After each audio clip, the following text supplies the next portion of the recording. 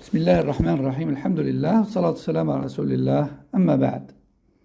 Nous allons voir dans ce nouveau numéro qui coupe la prière ou la diminue, selon un deuxième avis, en passant devant le prieur.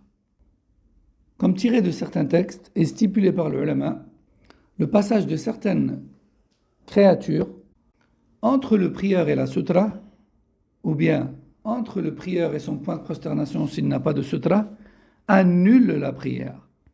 Et selon d'autres, cela diminue la prière, sans pour autant l'annuler.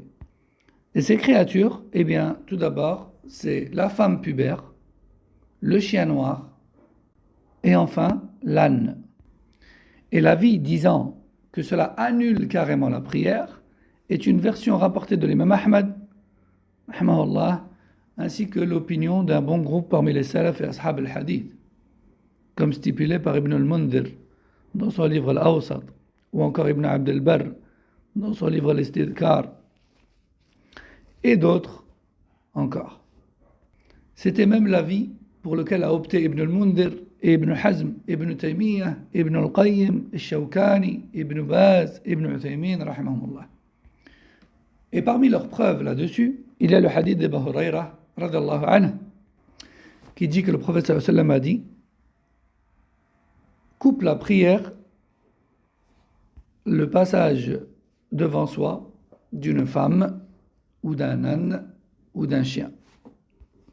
Et vous pouvez préserver votre salat d'une annulation comme celle-là en plaçant devant vous un obstacle.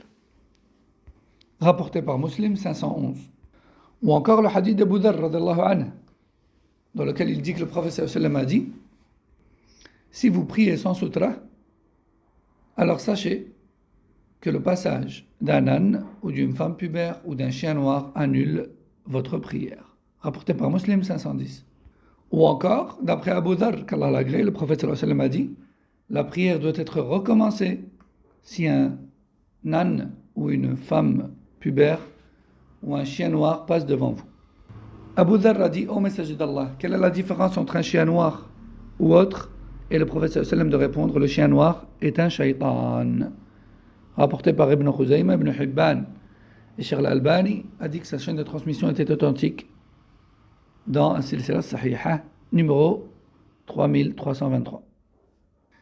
Et cette dernière variante est sans doute la version la plus claire,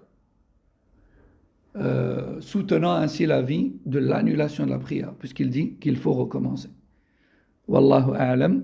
Ceci concernait donc la rupture ou la diminution de la prière durant laquelle certaines créatures passent entre la sutra et le prieur, ou bien entre le point de prosternation et le prieur.